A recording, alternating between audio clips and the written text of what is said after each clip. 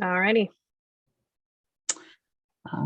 Welcome to Housing for Sumqua's forum on where can people go, and it's kind of a celebration of the Bill of Rights Day, because today is actually the 230th anniversary of the signing of the Bill of Rights.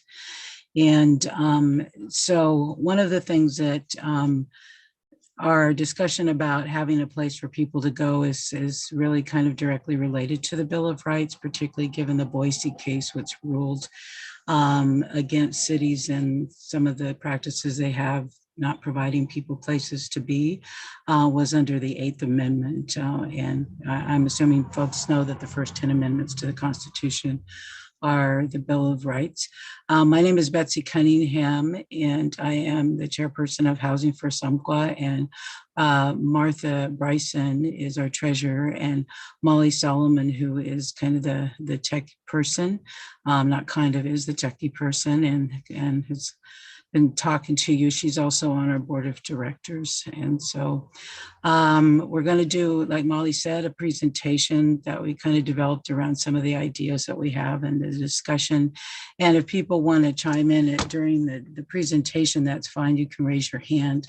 And I may not see you, but hopefully Molly or somebody else will.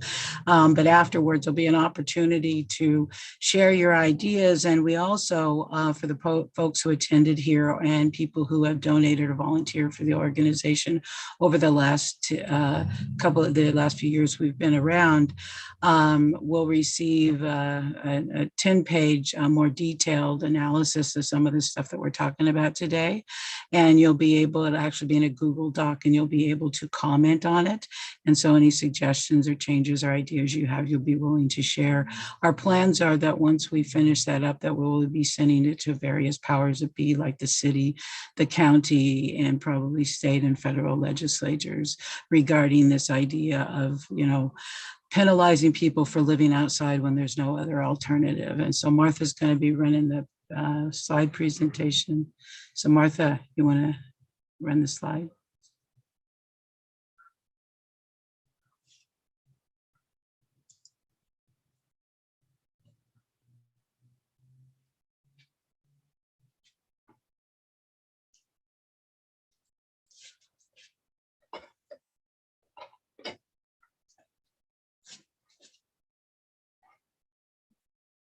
So basically celebrating the finding a safe ground. So you can go to the next slide. I guess I kind of already went through that.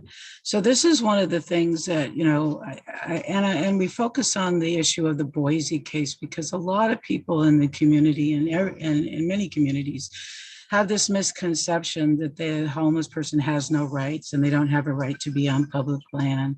So this is out of the Boise case, which is the current law in this area of the country, because the U.S. Supreme Court refused to review it when Boise attempted to appeal it to the U.S. Supreme Court a couple of years ago. So this is really kind of the crux of it. It's the amendment case at last. And the reason that language is in there is Boise had a lot of procedural arguments of whether even the plaintiffs had standing to bring a case against the city. And so it turns to the merits. Does the cruel and unusual punishment clause of the 8th Amendment preclude the enforcement of a statute prohibiting sleeping outside against homeless individuals who have no access to alternative shelter? We hold that it does, for essentially the same reasons articulated in the now vacated Jones opinion. And Jones was actually a case that was decided that went into details, like they said, about Boise, but it actually, when it was sent back to the lower courts to address some of the issues brought up in the Ninth Circuit Court, when Jones was appealed that, it was settled with the state of California.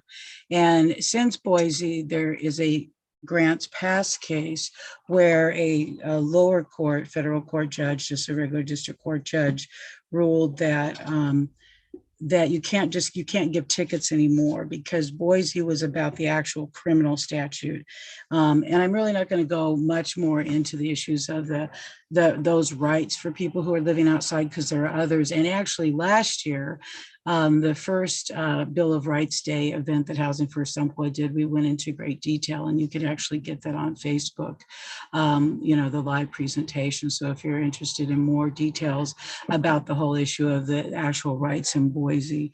So if you advance the slide, Martha, next.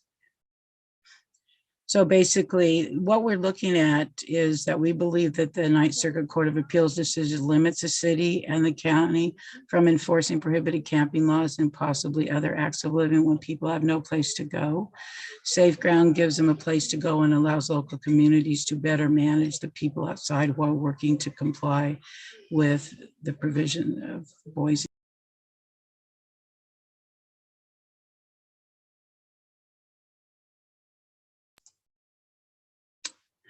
So Safe Ground is that's what we are calling a place for everyone, and we believe that everyone benefits, and with the idea that there's community guidelines that very little, like no violence, no threats, quiet time, no stealing, clean up after yourself, those basic kinds of things that would protect the safety of the residents, as well as address some of the problems that we see with so many folks living outside.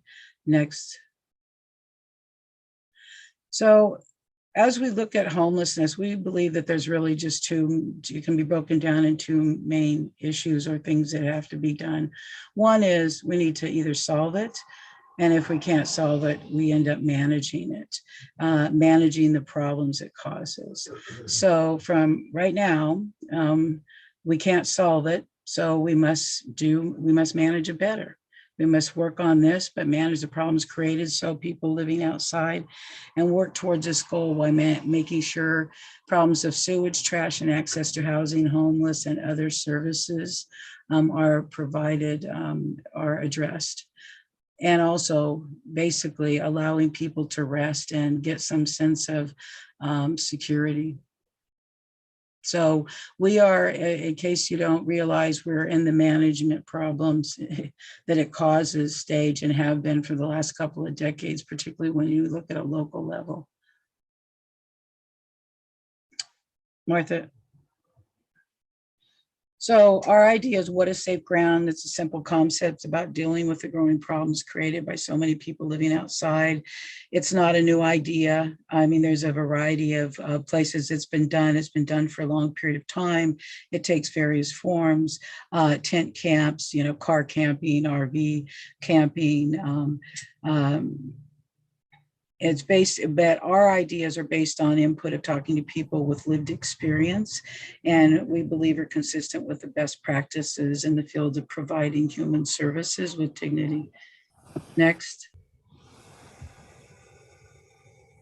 So Safe Ground in a nutshell is places, resources are provided, basic sanitation, food preparation, and community services. Security and oversight is based on public health and safety focus, self-managed and supported by the community. And then the resources provided, again, the basic sanitation, food preparation, and then the community services. And the community services are enumerated basically as a location for service providers to go on site where folks are needing help, and then access various things, including mental health service, alcohol, drug treatment, as well as food, clothing, showers, and other services that's going to be able to help alleviate some of the problems that they have by living on the street on a daily basis, hopefully. Next. So the reality is, it's only a better way to manage homeless until it can be solved.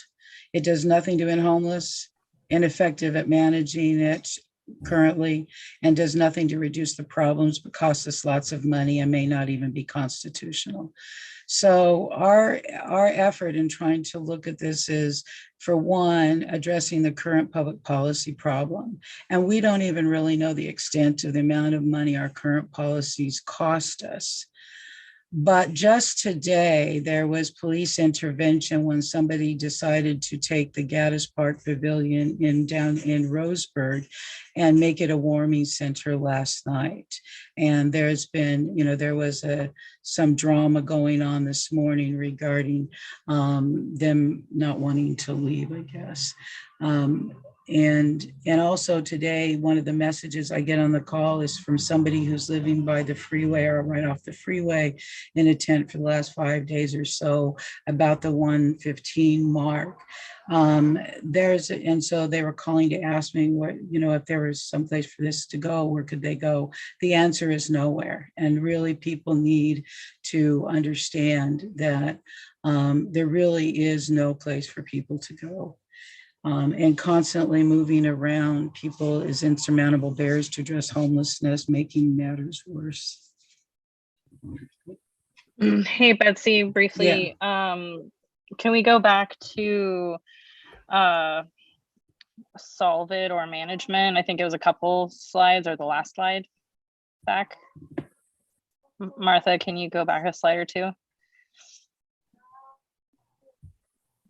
It looks like Julie, did you want to come up and did you have a question about that slide, or did you just want to re-see it?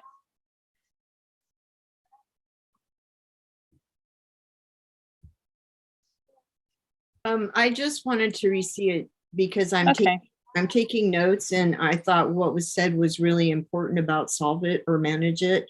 And I don't have a way to do that automatic hands up on this particular browser. I just have to wave. Oh, okay. Sorry, I did not see your video. Well, if we can't get back there, this is recorded, and I'm more than willing to send you the slides too. Oh, that's good. Yeah, she's we can doing email. a KEPW presentation on social justice tomorrow, and I told her that we'll send her these slides. Can you go back a couple though? I honestly, I wanted to see it. Yeah, Betsy, now might be a good time to tell you you're going a little bit fast. Might want to take a couple breaths in between your sentences.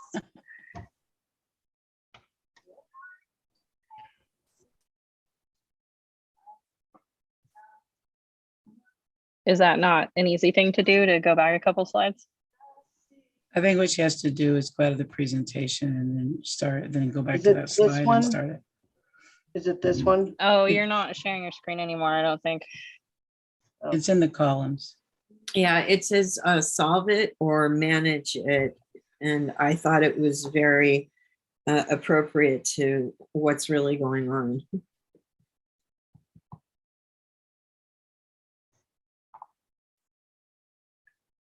This one? You're not sharing your screen, Martha.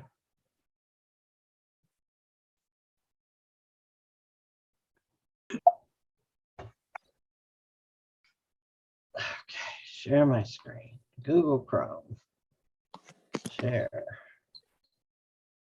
That one. That is it. Okay, because I can use this in other places too. So thank you very much. I will mute myself now. I wasn't quite sure what you meant by we can't now. Like, we can't solve it now, so we're talking about managing it better. Yep. Okay, I'm with you. This is a puzzle to keep you guys awake. Thank you.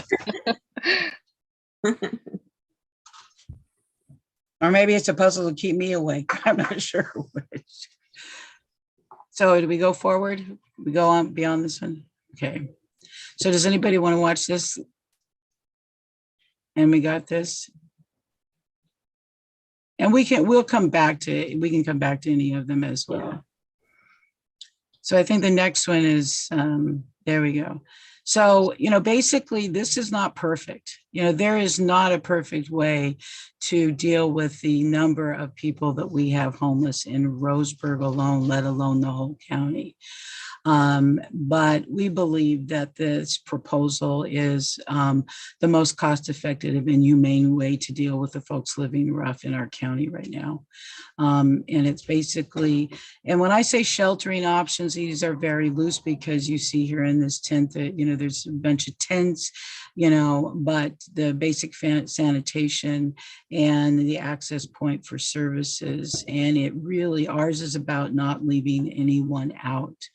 because all of these programs that we see, not just the city of Roseburg venture into the navigation center idea, but even what, all the large number of money going into Lane County, but there's still most of these sites that are being set up. They're not even going to make it, a real visible dent in the number of people that are living outside. So we have to deal with what are we going to do with all the rest? Just, penalize them and chase them around and treat them as criminals until, they have room at, a navigation center site or some other safe spot.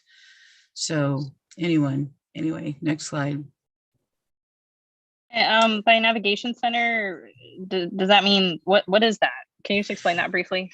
Yeah, the navigation center is a concept that's about really providing shelter along with the service delivery. So basically navigating all the services, as access to services, kind of like with the case management model, but tied to some kind of shelter. It's not just a navigation center or drop-in center that probably comes to mind to most people. It has that sheltering component. And originally, and it comes out of federal money, and they kind of name things when they want differently for whatever reason. I guess, it's something to do. But this one is actually kind of, tries to put a spin on what was originally shelters in the 1980s when I first got involved in homelessness in LA County, which were in fact congregate shelters. And then they did do the service delivery piece there. So it's not a new concept. It's a regurgitated concept from the 80s that ended up not being mass produced because of funding issues that are all around politics, right? That we won't go into, but it's a circle around back to the old form of homeless shelters that actually did provide the case management and service delivery. So those, we're planning to have one here in Roseburg. The city got a state grant to do that. And but they won't, they might serve about 1/4 of the homeless population in Roseburg, and the navigation center isn't really intended, although it probably intended to serve people not in Roseburg. I mean, the grant is a grant for Roseburg and to deal with we have the largest number of homeless people living outside in Roseburg than anywhere else in the county, just by virtue of it being the county seat in the largest city and on I-5. So the navigation center up here in Lane County is being proposed, but one of the issues is we want it for anyone who becomes homeless or about to become homeless to be able to go to this navigation center. But unfortunately, they're thinking about making it referral only. That means you have to go to an agency, wait in their line, get approved by them, and then you can get a referral to go to the navigation center. And to me, that's shooting yourself in the foot if you're going to still run homeless people all around town before they can actually get navigation. So there you have it. So if I could just throw in, I'm calling in from Lane County, and we put they put the navigation center out to bid, and not a single provider applied. So they say they're going to open by July, but who are they going to get to run it? There's nobody in the county with the capacity to do what they've asked for. Well, and somebody probably knows more about this than I that's on this tonight. I won't put them on the spot yet, but I think, we had the same problem here. And we couldn't get anybody to run it. And in fact, that's not going to be run by somebody locally. And I don't know the status of conversations with the Devereaux Center over in Coos County are at this point, but that's the entity that we recommended get the grant here to do it because of their capacity to do it. We would have preferred, it sounds like Heather, is that you? Sorry, yes, that's fine. Yeah. We would prefer you guys had the capacity and come do it for us, but We'll try. anyway, that's what Heather's with Carry It Forward, and she came down here to give us some advice about some of the great stuff they're doing. And we would like to see that kind of stuff happen here. But as you see, we're a little bit behind you guys.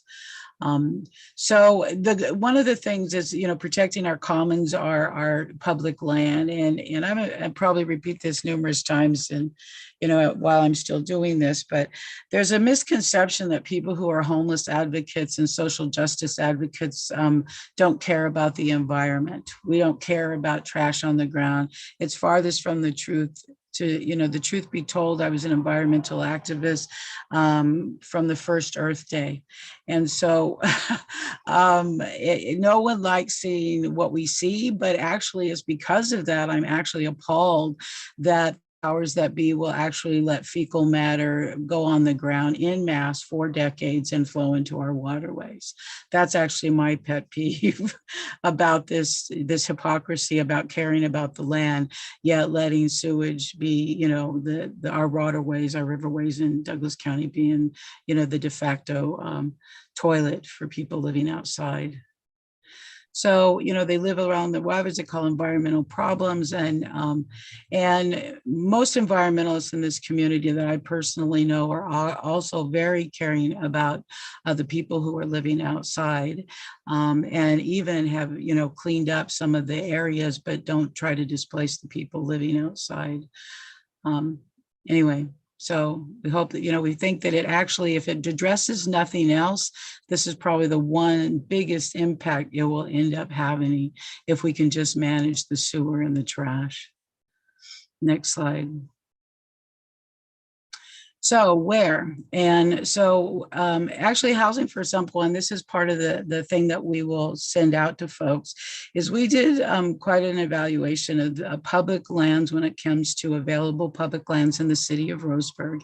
And we looked at all public land that the city of Roseburg has. And we went through the list that was sent to us by the city and kind of looked at any place, even places that may have partial utilization, but could house a couple of tents or a couple of RVs. And then, we've had a discussion for a long time in the community about private property, such as, the most obvious to most of us is churches, right? What could churches house? Could they house one or, a couple of places, or other nonprofits, but other types of, public property would, the private property that would be available that people would make available. So one of the things is, where is kind of the task that I would, like folks to, talk about tonight if they have ideas about that. And then the next slide is kind of the how. And it's basically the how is we're not going to solve this and we're not going to make this happen until we start working together. And we set aside some of those wishful thinking and these are what I want versus this is what is possible with the resources we have. And, we believe that we must have collaboration between government entities, agencies providing housing and other services, faith-based organizations, civic organizations, people who are homeless and their advocates, as well as other members, just general members of the community. And we already have a vehicle, we believe that can make this happen. It's a Homeless Transitions Action Group. And we believe, for one, the city has invested money into a 2-year commitment for a coordinator for this group. And Homeless Transitions Action Group, or HTAG, is primarily made up of service providers and including governmental entities that may provide services of some kind, not necessarily directly housing, like the Department of Human Services has somebody, that goes to HTAG. The Housing Authority is represented there. UCAN has folks there. So it's really, all those service providers, and then Housing for Simple shows up there. They have Aviva Health. And so there's really kind of the start, and it has evolved into an organization that looks like it's it's becoming more cohesive in working together, and there's some exciting things happening. There's not this is something that I would not have recommended 3 or 4 years ago, because it was what I viewed as a very kind of elitist bureaucratic group that wanted to kind of figure things out and do it behind closed doors. But really, we believe, and we've always believed this, that you can't do public policy that way. You're not going to effectively address the problems, and you just piss people off. But we do believe that this is a vehicle and would encourage people to get connected with HTAG. And if you're interested in information about them, I can send that out. I can send the contact information out to their facilitator to get information about their meeting times and stuff like that. They're not a formal organization. They really are just kind of this ongoing network of these various providers. And sometimes there's people from the Roseburg Police Department, people from Roseburg City Hall, people from the county, like county commissioner shows up once in a while. I don't know if it's been anybody other than Chris Boyce showing up, but there, it has this kind of feed central point of a way to kind of make this happen without reinventing another wheel. And so if it were expanded, it would actually be very helpful. And I think that's the end of our slide presentation. Is there any questions, discussions, ideas?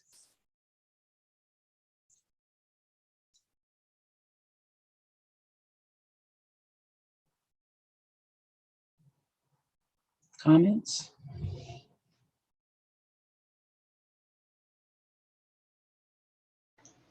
Hello, this is Larry. Can you hear me all right? Yep. Okay, one of the comments I've heard from the churches is that there's a liability issue there, of course, for them. And a couple of things have changed, I think, on the plane of the churches. One is their congregations have gotten a lot older. I think they've become more aware of liability issues. I think the homeless people of today aren't the same as they were 20 or 30 years ago, when the churches really jumped in on the issue. Today, I think there's a little more volatility in that community, and I think the churches are afraid of it.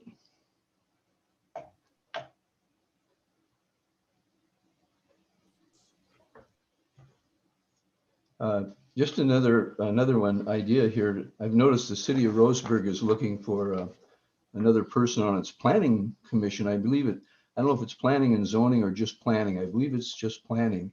And that would be a good opportunity for someone who has the homeless situation as one of their planks in their platform to run for the position. I believe there were 5 applicants. It sounds like most of them either dropped out or were not acceptable to the city council at their most recent meeting.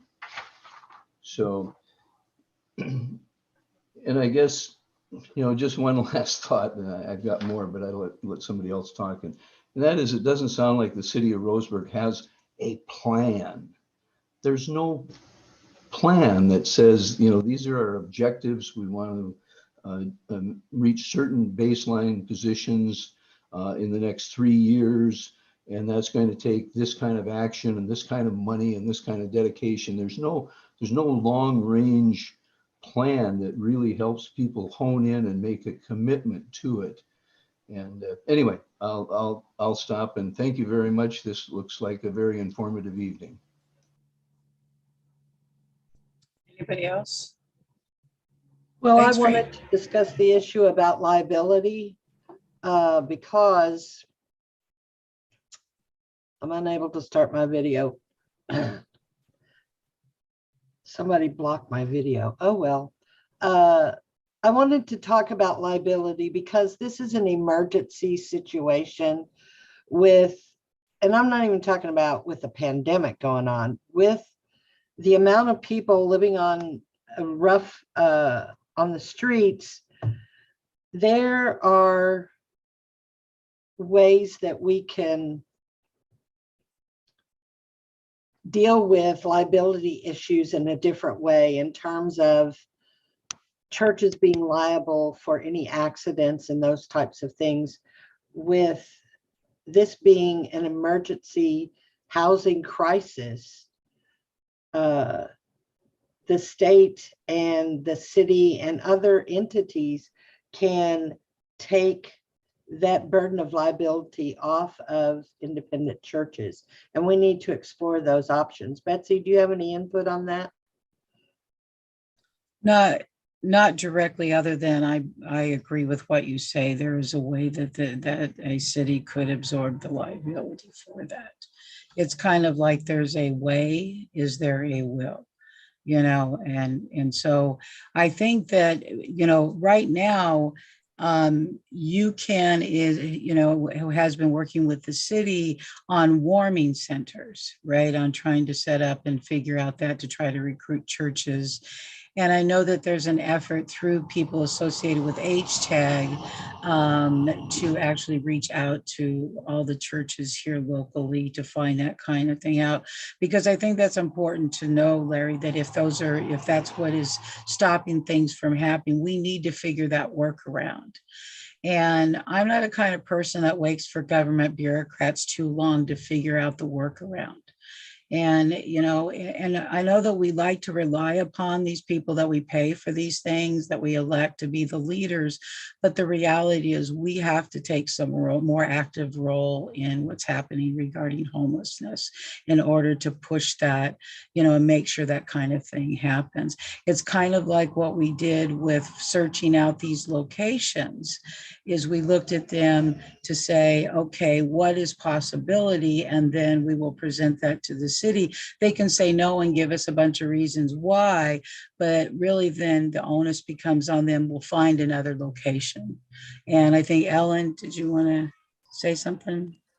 Yes, thank you very much. I just a couple of quick questions. I'm wondering if anybody knows why, Chris Boyce had come up with a potential option here a couple of years ago. And, when I saw the plans for it, it actually looked, like it might be a fairly decent option because it wasn't too far outside of the city. And it kind of created, a concentrated area with enough space for people, so that city services and the police department would be able to easily access it.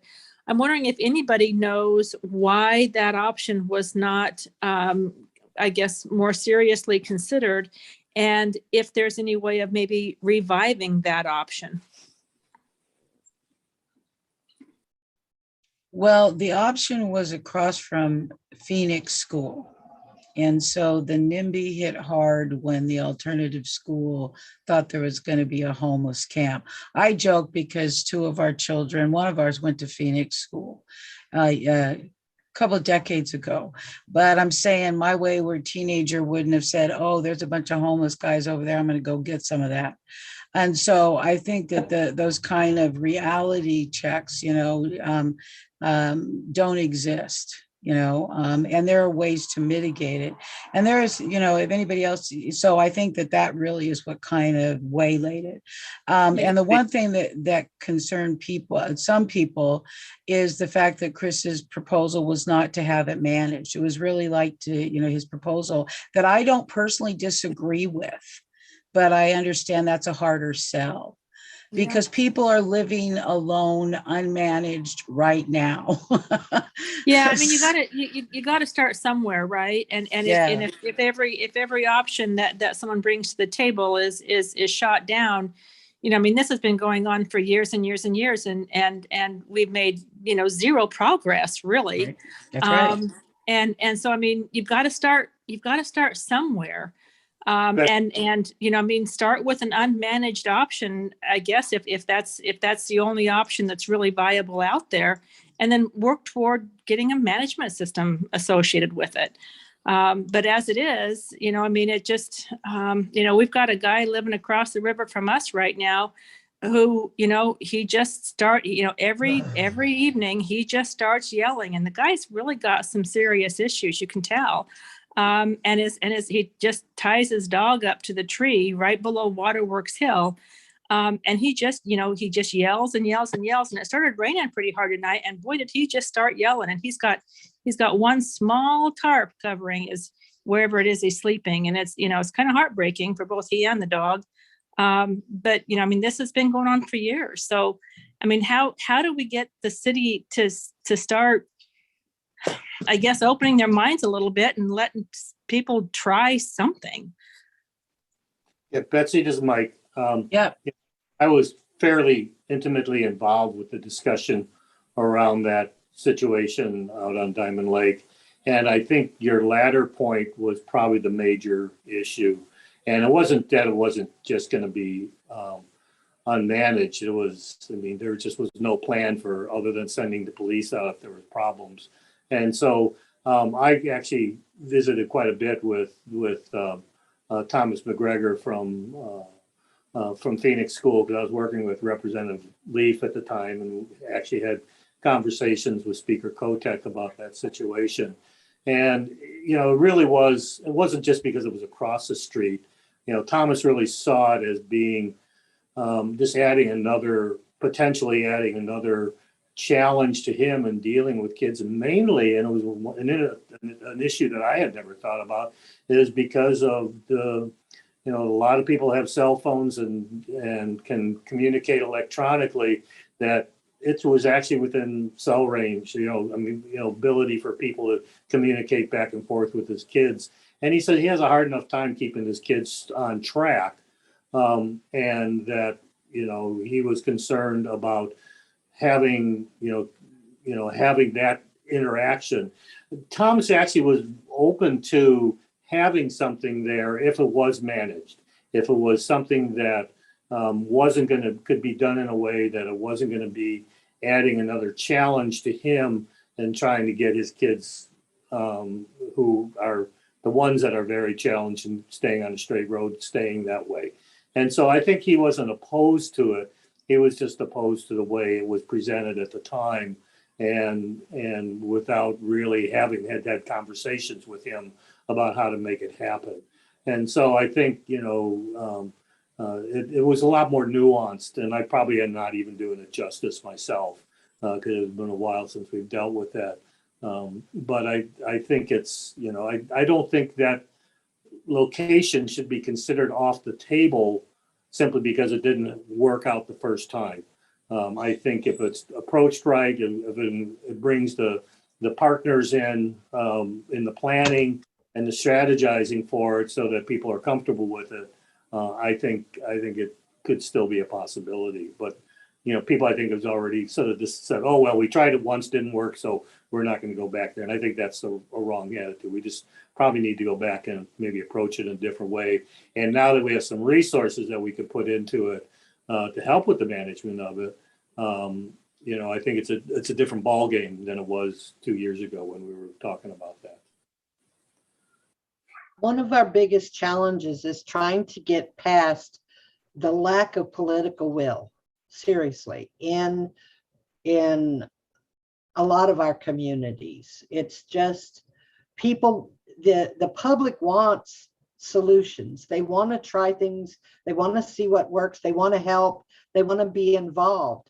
But unless we have the political will from the county commissioners and the city council and the city manager, that lack of political will is what's holding us back. That's why 10 years on, we're still saying the same things over and over.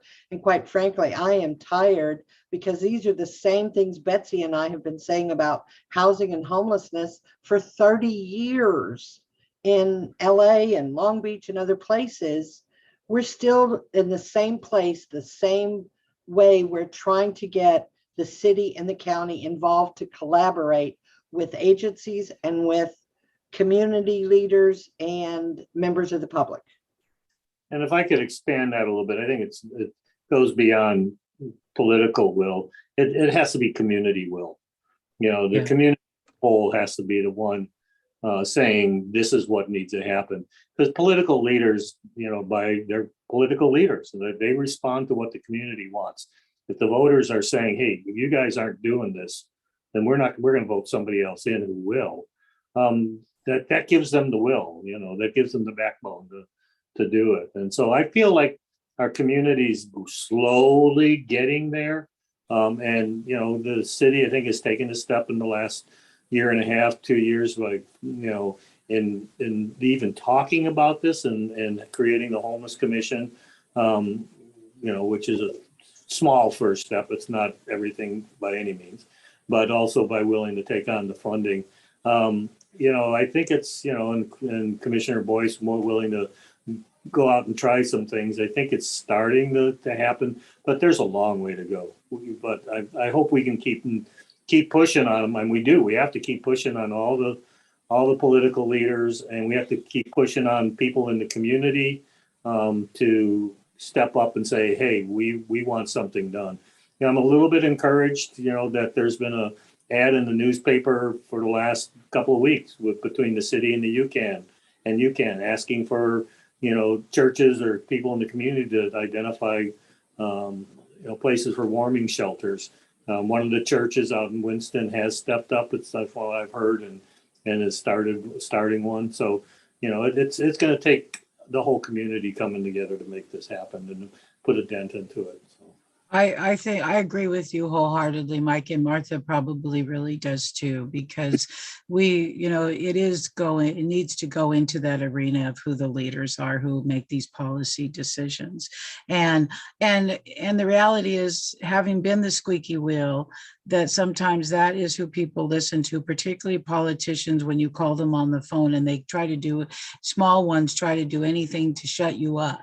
Right. So they're going to try to say, okay, well, let's see what's happening here. So they're kind of like putting out those fires of the, people who have the gumption to call and complain. So maybe we need to be more complainers, right? We need to say, hey, because here's a scenario that, one of the suggestions we have for the winter is using part of the parking lot of Maselli Park.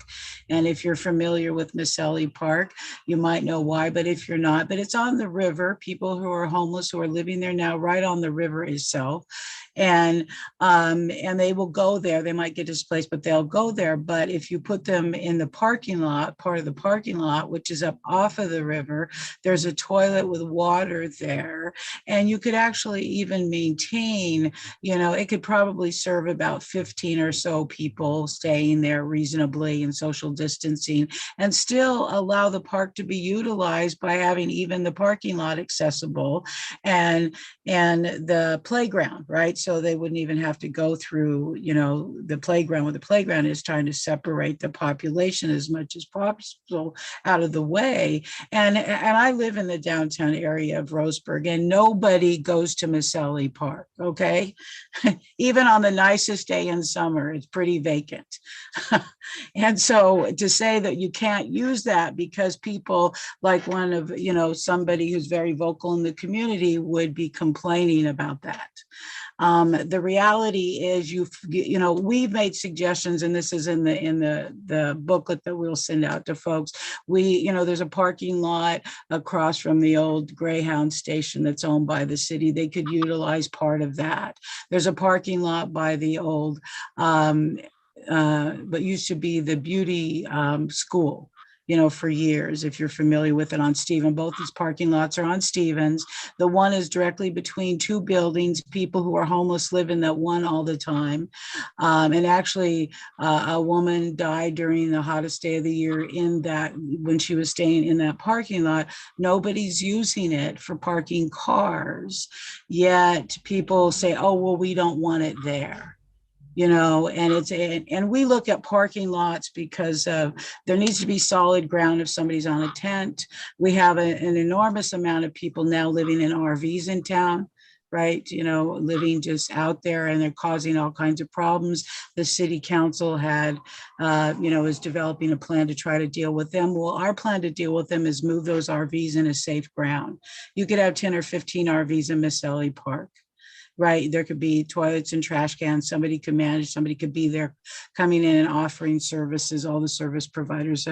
But there's always going to be a reason why you don't want it in your backyard. And I'm sure some of the people who say they don't want it in the parking lots we suggest, they'd be perfectly fine if it was over in Hillcrest or over across from Lowe's, right?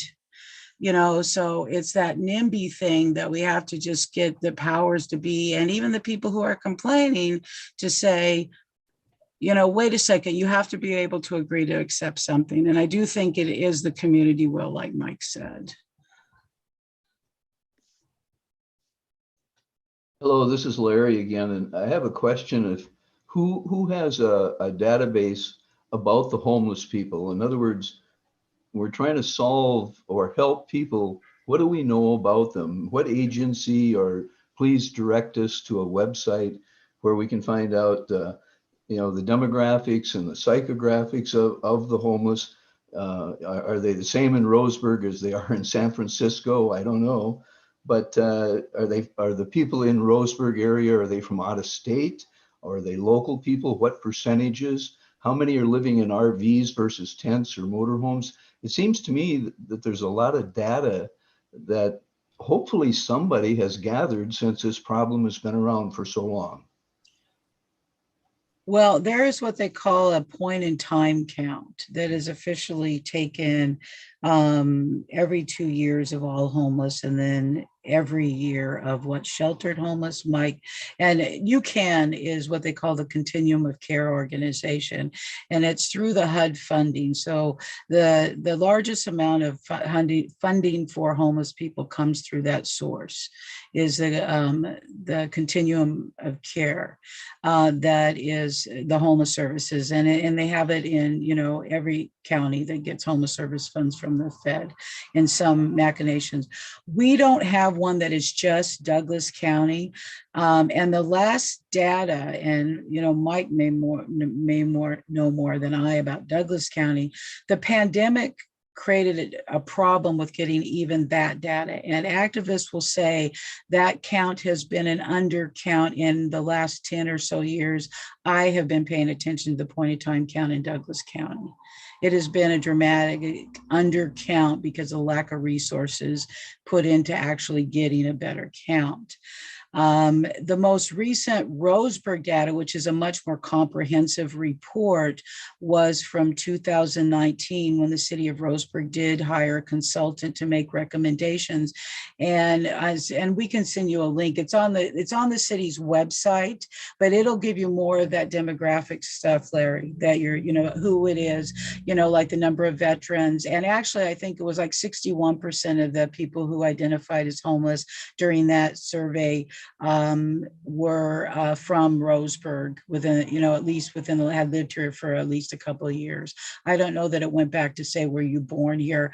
But if you're looking, if you see my screen and you see the man here, he passed away in 2015 in the creek, Newton Creek, because he was on a 90-day ban from the rescue mission, and it was in November that I believe that he passed away. And he had lived here since he was 2 years old. And this is really the kind, you know, Jim Clymer is really more the kind of person you historically is seen as homeless here. And there are some more, you know, there are people who are, you know, more people who travel, right, you know, that aren't from here. But I think you would still find the majority of people who are long-term residents of Douglas County, they're from here. You know, they're not bussed in from somewhere else. They're not dropped off on the I-5. And UCAN is not recruiting them to come here. And those are all things I've been told by people in the community. And we've spent quite a bit of time around, you know, folks that are camping out in various areas around the river. And what we find is that, especially in the summertime, you can get a lot of transient folks, and the demographics oftentimes get younger. And so I think we have found, you know, across the river from us, that in the summertime, the majority are coming from out of the area because they really fill up, and then they move south, you know, in the wintertime. So I think it changes seasonally, I guess I would say.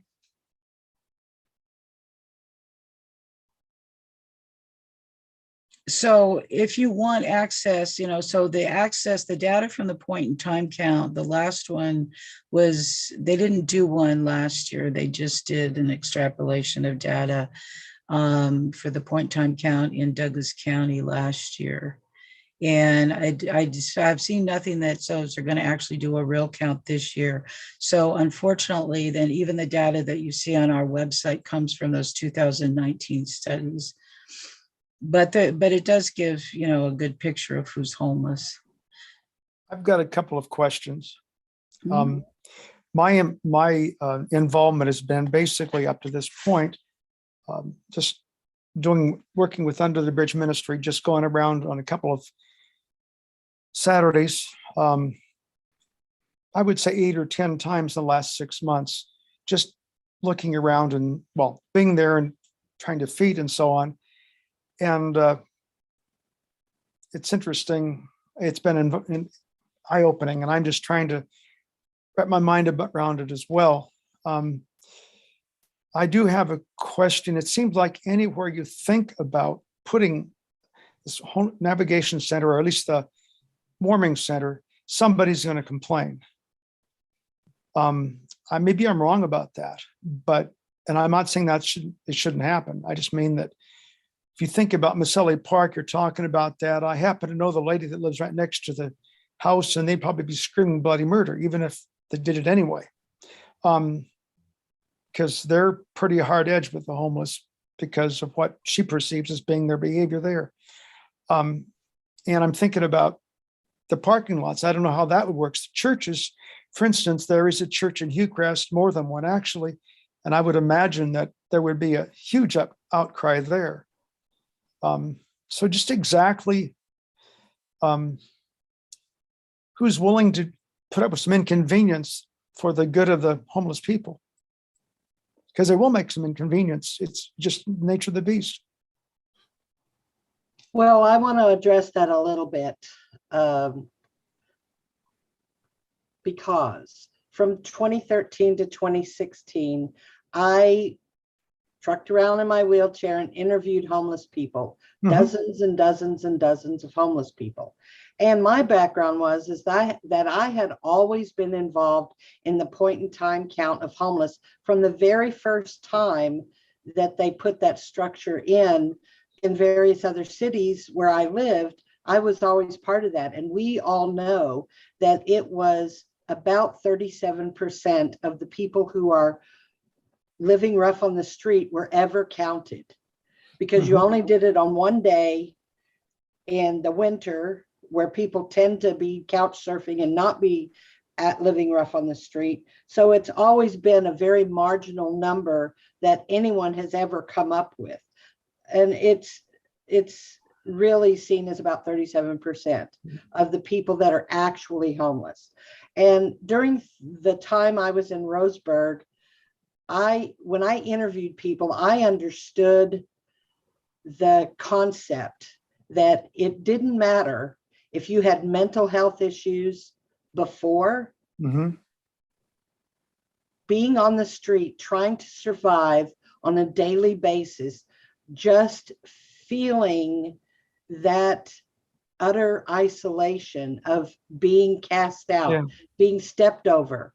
This creates huge mental health issues. And it's really, I have a special understanding of what that means to try to negotiate a mental health crisis or having mental health issues, no place to put your insulin, no place to put your medication, nowhere to take care of your person mentally and physically. That will cause its own set of survival mental health issues. And that's what people don't like. When that guy's screaming, he's screaming. He doesn't know he's disturbing anyone. He's just trying to survive his own self through one more rainy, cold night. I've heard that within about 6 months into homelessness, and the whole thing kind of begins to change, and your brain works differently. So not that I'm the one. I'm not arguing my opinion about that at all. But I just mean, like, you think about the parking place, you should think about a church parking lot. People have to, I think, have not just the idea that they want homeless help, they have to be willing to do something themselves. That may be a little inconvenient, are they, unless they don't care. It's a much different thing down in California, the housing crisis. The people that have the big houses from 30, 40 years ago, they don't want to change things. The people that don't have the big houses want to change things. It's much different. As far as the churches go in Roseburg, what I thought is all the churches who are concerned about liability and about security and about it, I really, really think that if they contacted churches up here, sister churches in Lane County, where I now live in Springfield, if every church, just about every church, either has a community garden for free food for poor people, or they have tents, or they have cars, or they have RVs in all the parking lots, 3 or 4, taking care of homeless families. They provide the trash bins, the dumpsters, and the porta potties. So they're just taking care of those 3 families or those 3 homeless people. And it seems to me that if you got together with and found out what the people in Lane County, the churches in Lane County are doing to help homeless people, these little microcosms of help, then I think it needs to be spread to all the churches. You've got tons of churches in Douglas County, and I see no reason why you couldn't take small amounts of people, homeless people, and help them. You can find out how to help them. I'm not going to argue with that. I think that from a church perspective, we're often more interested in ourselves than other people, quite often. And that's something that, I identify. And so that's one of the reasons I'm here, because I haven't been listening or doing anything other than just reading. And I just kind of wanted to find out more of what was going on. Yeah. Well, and being here. And to go back to the temporary idea, one of the things that Housing First is it has the name Housing First because it actually is a model of putting someone in housing to basically help them recruit and get some stability before, addressing some of these other issues. It has worked where the resources are put into it. One of the resources really that I've come to appreciate is as integral as housing with the chronically homeless population we see today is case management. And case management is really a bit different than sending a DAPT out there to get somebody into drug and alcohol rehab, because that's the kind of resource the city now tends to send out when they do sweeps. Well, when I've talked to homeless people at Gaddis Park after they restarted the sweeps, not one of them, said that they took them up, adapt, and that they said that's who that came out with the city. They said, basically, we don't need to have rehab, we need housing, right? So to go out there and the first approach is that you need, and they may well need rehab, but they're not going to benefit from rehab as we provide it today until they're stable. And that's the reality check that people have to have. And I think there needs to be enough of us to put that message to the powers that be. Like you said, somebody's going to complain about it no matter where it is. People don't want it in the parks. They don't want it in their neighborhood. They don't want it everywhere. It's a social burden already. So, somebody has to buck up and say it's going to be here. Our city council members can do that. Our county commissioners can do that. People can get pissed and recall them, but they still can do it. But the better option is, I think, the education piece is what we're trying to do, is make people say, okay, well, here's what we're up against. Okay, it isn't what you want it to be. So my invitation to everybody is, and you tell me how to solve it. You have a Boise decision with a Supreme Court that with some of the same players on it today, the conservative justices refused to hear the Boise case and they let it stand here. So this is the law of the land here in Douglas County. The reason our powers that be have not suffered more consequences under that ruling for their current behavior is, in my opinion, because the homeless people are so disenfranchised, it's difficult for them to exercise their rights. So, you get, but, that unfortunately is sometimes what makes entities like city councils change their minds about what they're doing. The city was ignoring another case for a while about people's belongings until a few people were able to access legal help to, take action against the city, with lawyers, and some of them, may have ended up in lawsuits, others not, but they had to pay for illegally disposing of people's possessions when they did sweeps. So the city is a lot more cautious about how they deal with sweeps today because of that, right? So there's a lot more effort put into giving the notice. And that though wasn't caused just because there were magnanimous and the light bulb went on. Somebody had to have that stick, to help pull the switch of the light bulb. Yeah. I think sometimes that when you talk about disenfranchised, some of them may think no matter what I do, they're going to be against me. Right. Unfortunately, my son, one of them, was homeless for a while. He was at the rescue mission for a while, and that really about tore me up. But I've heard him talk, and I know a little tiny bit about some of the mental processes. And but you don't believe anybody, you just think the whole world's against you. So why try? Yes. So this is kind of like trying to even help people recoup. This is part of our idea, is if the community seemed they cared, right? Enough of the community, it would maybe help, give people that ability to better manage, look for help, get help, be stable. And ultimately, we're Housing for Sumpco because we're about the permanent housing. So this is definitely not something that wants to be our main focus, but it's the reality of where we are. We've been in existence, almost 3 years now, and as a formal organization. And our effort to try to get people housed it was very problematic because there's no housing. There's no housing for people who are coming off the street, and it has to be subsidized by some government sources. And, and those are hard to come by.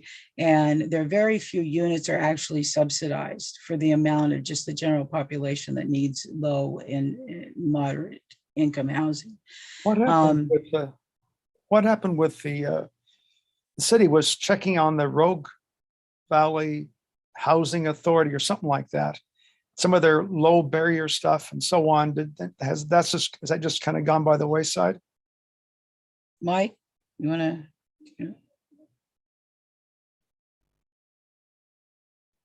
Can I get back to you in just a second with that?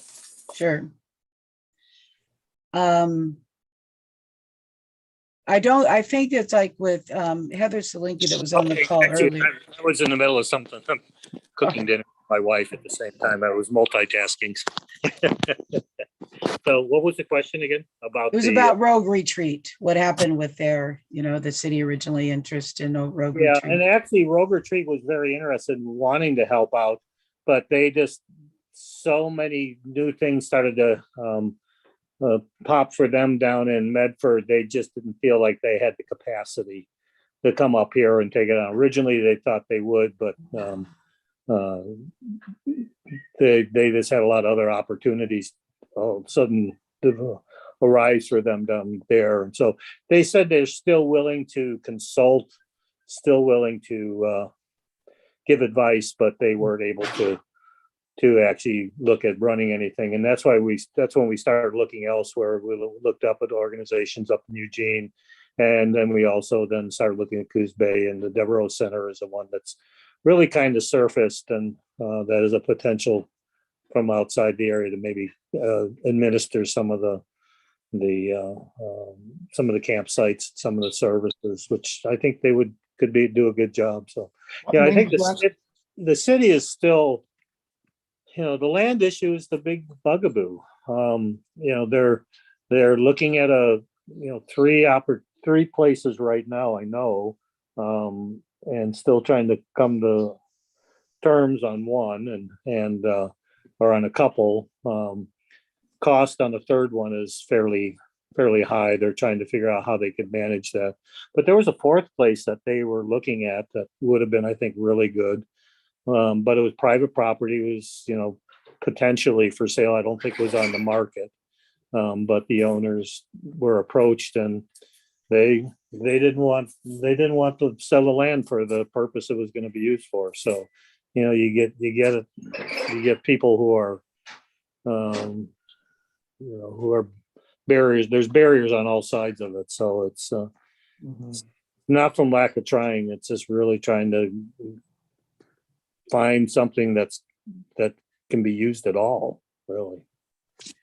And the Rogue Retreat is not really a low barrier shelter. They do have one low barrier campsite, but they're not low barrier, because really low barrier is not putting those demands upon somebody right away to fix themselves, right? And that really, their program is like that. And our idea about Safe Ground is really not the navigation center, which is also that same concept. Okay, you're going to get shelter, but then you got to work on fixing yourself. And it is based on a place for everybody who's living outside, who needs a place to just be. Okay, get them off the river, get them out into places that is safer for them, as well as the community, doesn't have an environmental impact, and then really does provide that ability for service providers to come to them. Because we not only have a housing crisis problem when it comes to homeless people, we have a service delivery problem. That we have service delivery for people who live outside that's based on a 9-to-5 concept of office hours, yet that really isn't what the need is. And so there's things that we really need to start addressing if we're going to address serving homeless people.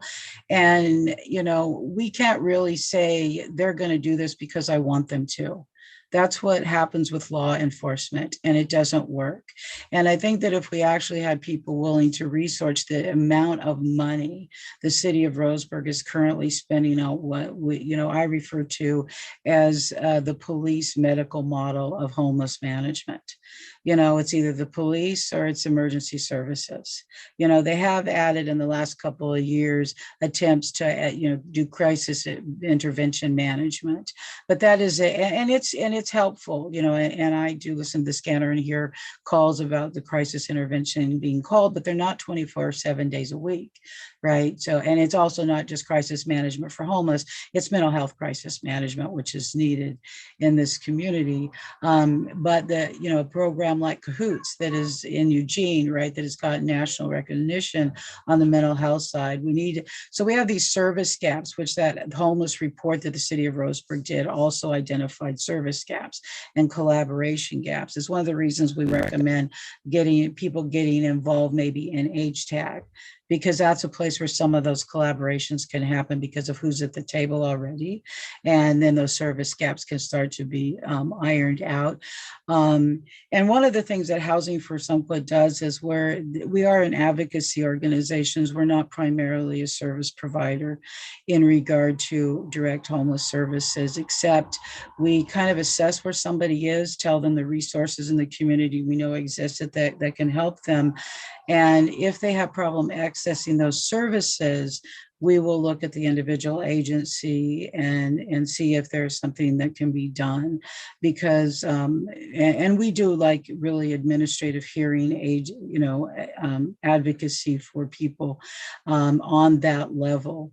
And it has to do with all government benefits. And it really has to tie with the fact that it's funded through government money, that we actually have recourse as advocates to help people through access, getting access to service. So if there's a problem with accessing a mental health service, there's a barrier there.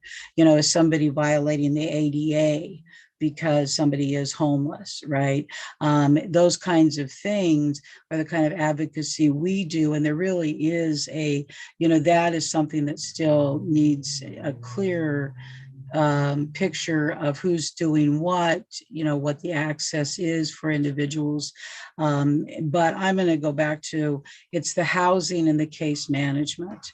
And a case management that I've not really seen much of the kind of case management that should be happening. A case management for a homeless person isn't telling them, we'll give you money to pay for your rent if you go find your own apartment. Okay, that's not proper case management for a chronically homeless person with mental health issues and possibly substance abuse disorder. The right answer is somebody is holding that person's hand and helping that person through the process every step. And one of the people that's on this call is somebody who's volunteered with us that she has done that, taken a veteran and got him off of the duck pond and into stable housing situation within a couple of months, navigating the system, hand-holding him, picking it up, doing those kinds of things. That's a lot of money. That's a lot of taxpayer money to have the kind of case managers that need to be working with this particular population. So I think some of what you're talking about is the term that I like is supported housing. Yes, that's what it is. Yeah. And the good news on the horizon for that is I was actually on a webinar call last week from HUD and the U.S. Interagency Council on Homelessness, and they've launched House America program. So they're willing to come into a community like ours and give advice on doing this permanent supportive housing. So it's a federal initiative and also help leverage money.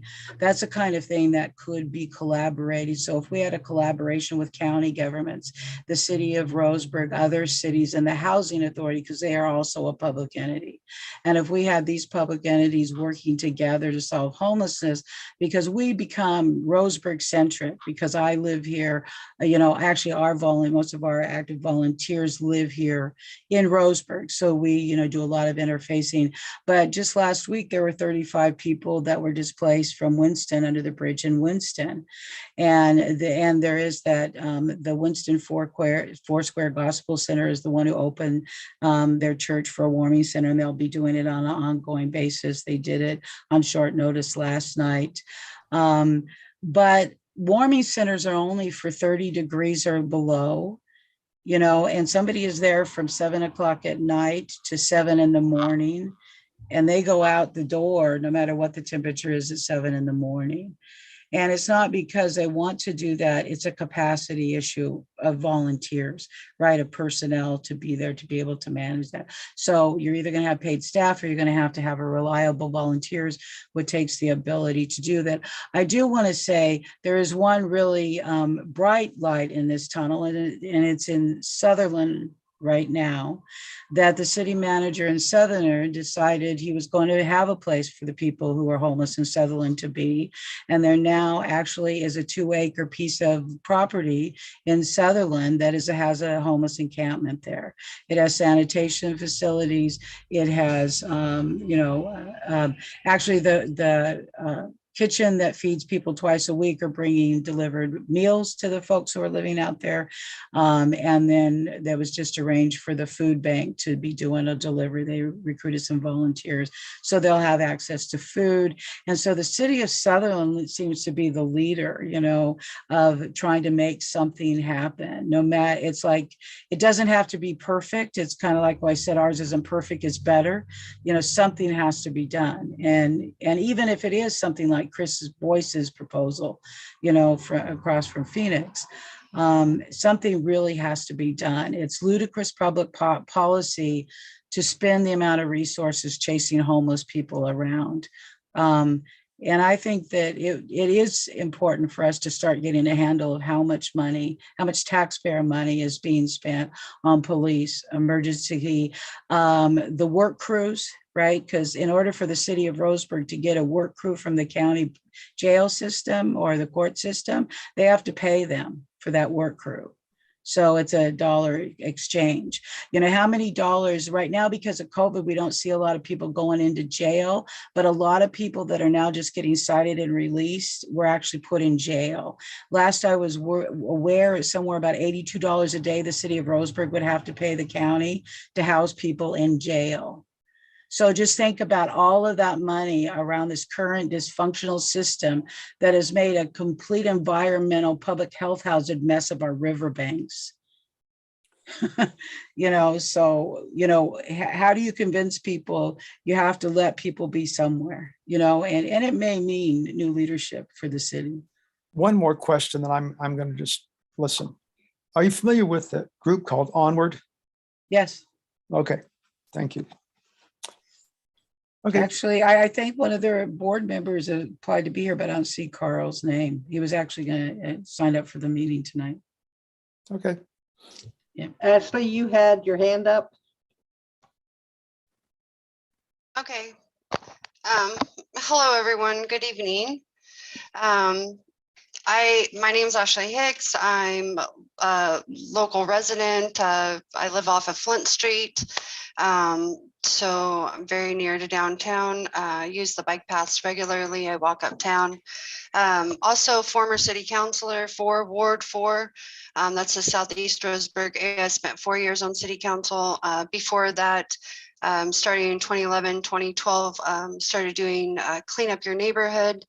Obviously what it sounds like, Clean Up Your Neighborhood initiative that led me down to doing river cleanup work. So I had a business downtown for a short time, so I'm pretty familiar from the business perspective, having a coffee shop down there below some low-income apartments for 3 years before I sold that. So that's just a brief background. I also want to thank Betsy for hosting this meeting and everybody else that's on the call. On the meeting tonight. I know everybody's time is really important. So I have presented to date 5 locations that I've put a lot of time and thought into with my own set of criteria that I've identified as needs to meet the unhoused population's need for emergency shelter. One folks may be already aware of, but is the property that the city of Roseburg owns. It's 10 acres on the corner of General Avenue and Aviation Drive. The city owns this property. This property is basically designated for outdoor recreation use, as the city has planned for this, a future plan for this property to be a park for the neighborhood in North Roseburg, that area. The city council has not been supportive of this location, and there was a time where the folks nearest to the General Avenue location on the county limits also was not interested in having this as neighbors. But this is a city piece of property, and this is within the city property boundaries. I also had identified a piece of property that was nearest to the Winchester Market, located with the city urban renewal, the urban boundary area. That property was listed for $350,000 and has sold, so that's no longer available. But it was a location that I identified that I thought that was in a really good location for this use. The third location is a piece of property that is currently for sale. It has a small house on it that would make a great location for check-in or for navigation resource uses, as well as a flat level entry for vehicle parking and tent camping. Fourth piece of property that I've identified is also privately owned.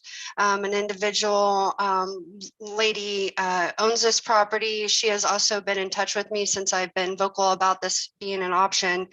This property abuts City of Roseburg, the RUSA plant over off of West Harvard. This lady says that she's not interested in selling to the city, but I don't know, maybe somebody else might be able to talk to her and she might have a different answer. The fifth location is also a city-owned lot. It's been recently repaved. Excuse me. It's closest to the city manager's office and to City Hall. It's a location downtown, and in the past that hasn't been at the top of my list. We already have the men's shelter, and we have the highest concentration of numbers of encampments. So we're pretty impacted by the folks consolidating in the downtown and around the river parks. So anyway, but this is city owned, and it is it's flat, and it should be something that the city, in my opinion, is able to work with these groups to have as an option. So that's my suggestions, and I appreciate you for letting me share them. Thank you. Yeah, and if you want to send them to us, or if when we send out that thing, if you want to write them in there.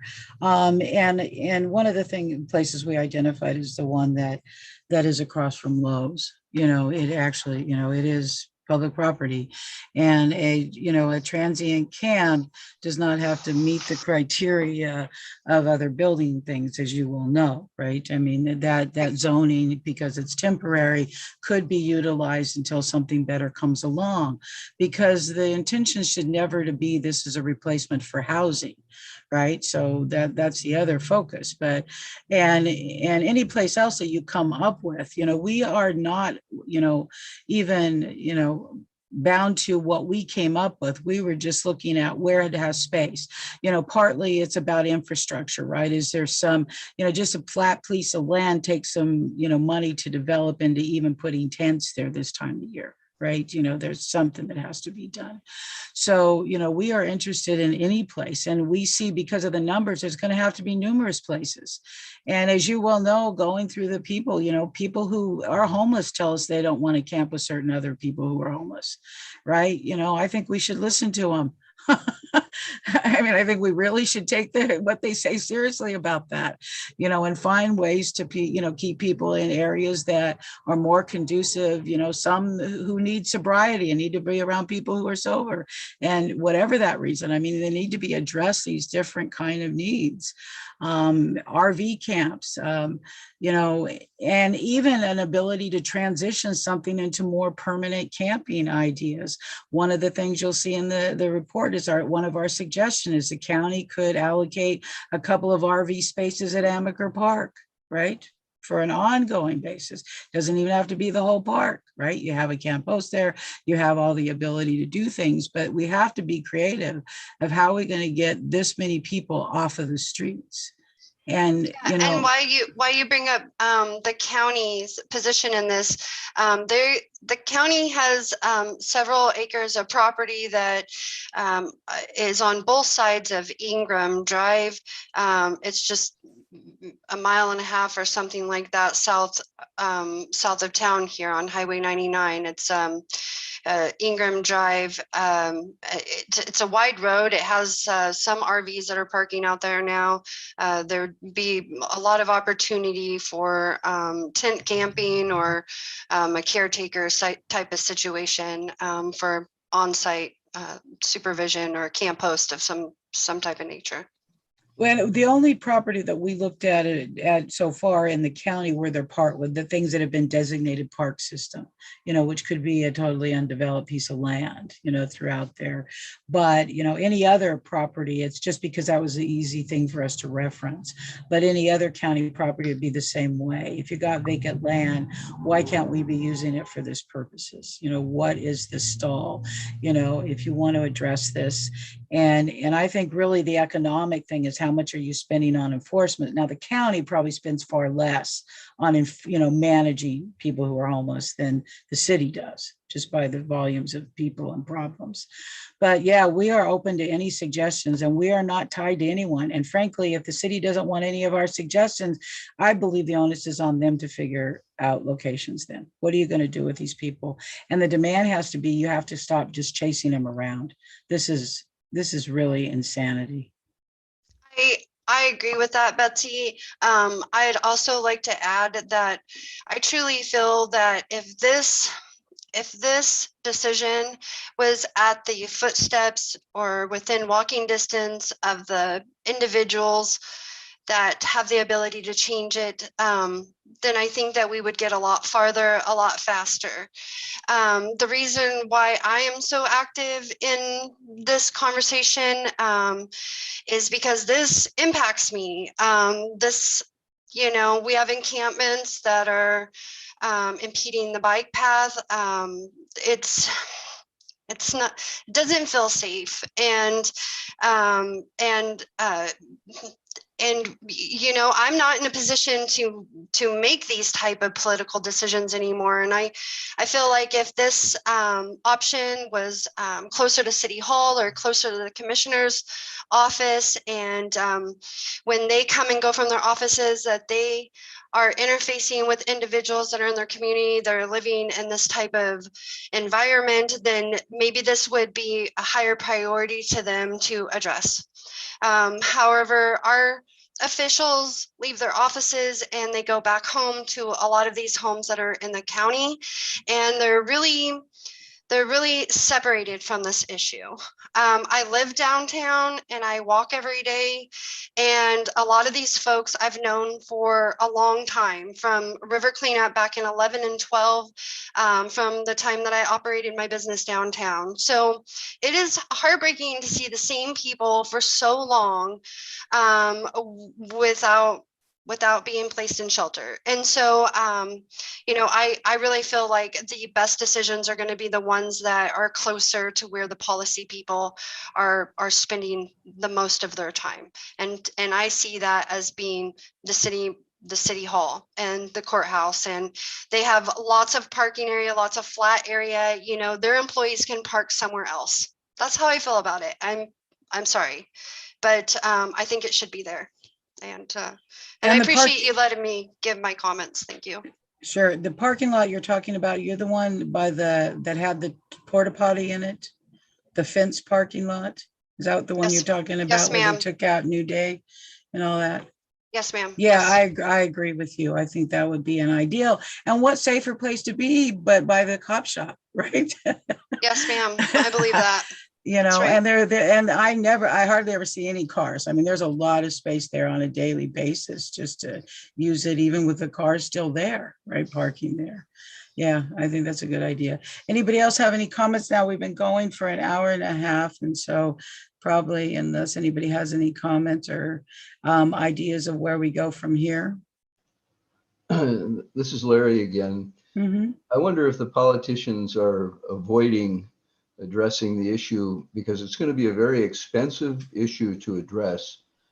I know some time ago I wrote the council and the mayor and got no response regarding taxing. Maybe there's a tax that could be applied appropriately to businesses and individual homeowners that would help pay for some of the housing cost. If the community shows that it's got some money on the table in the fight, it's easier to attract money from foundations and other funding sources.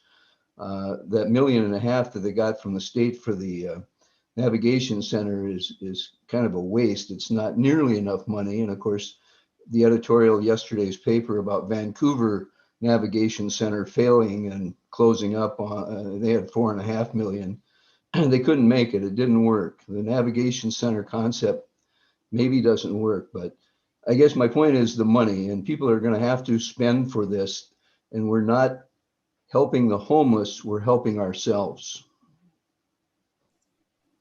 I think that's true.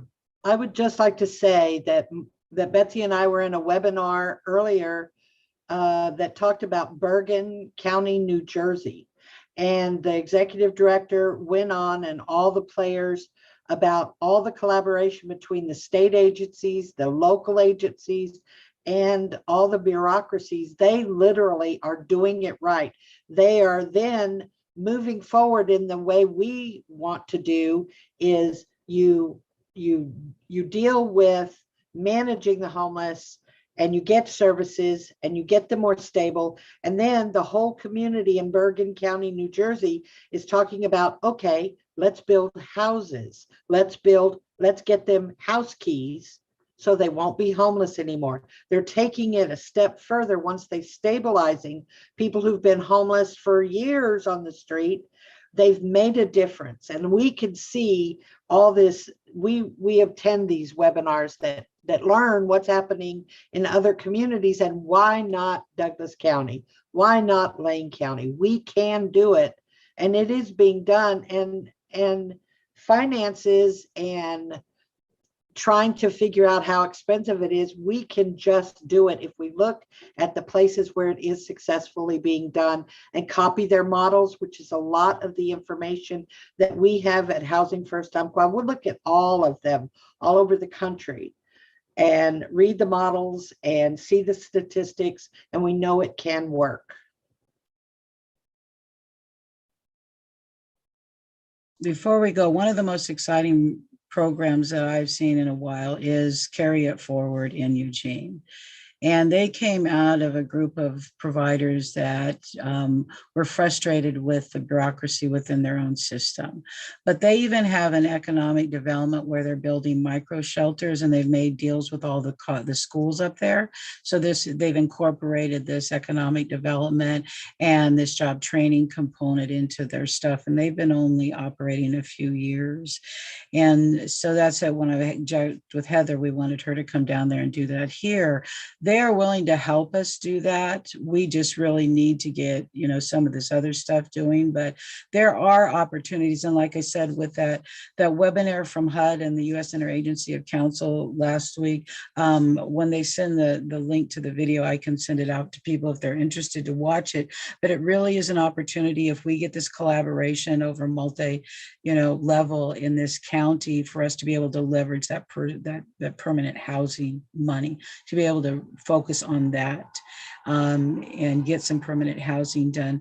One of the things that Housing First promotes is a program called the Block Project using accessory dwelling units. It's been done up in Seattle. It's an efficiency unit that is fully off grid as well. And it's the idea that a block or a neighborhood will take on some chronically homeless person, goes in somebody's a homeowner's backyard, the unit is put in there and they don't have to pay for anything. But there's also the wraparound services from Case Manage It tied there, so the neighborhood becomes kind of integrated, and it has some success. But the one of the big appeals to me is not just that the model like that, but the housing is about $30,000 the unit cost, and it actually is a good model. And I have actually talked to the city about utilizing that, and if we had takers and we had an ability to do that, we could start inching our way through the idea of permanent housing by even using individual homeowners putting it in their block house in their backyard. And the architects that designed it, the father and daughter architects, they have the plans available for anyone, and church groups and community organizers are putting together these fully modular. They have compostable toilets, and they have showers, and they have everything needed. If you go to HFU's Facebook page and look for the video of Bobby's block project shelter, there's a tour, and it's a homeless man named Bobby who was one of their success stories that got us so jazzed about that. But there's no reason that cannot happen in Roseburg, and it's the humane thing to do. We have to do something.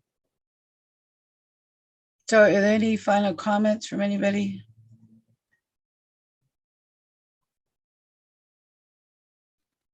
Yes, this is Julie. I just wanted to say thanks for inviting me to this meeting. And it's, I don't know if interesting is the right word, but I live in Eugene, and the similarities that we have between our communities are many.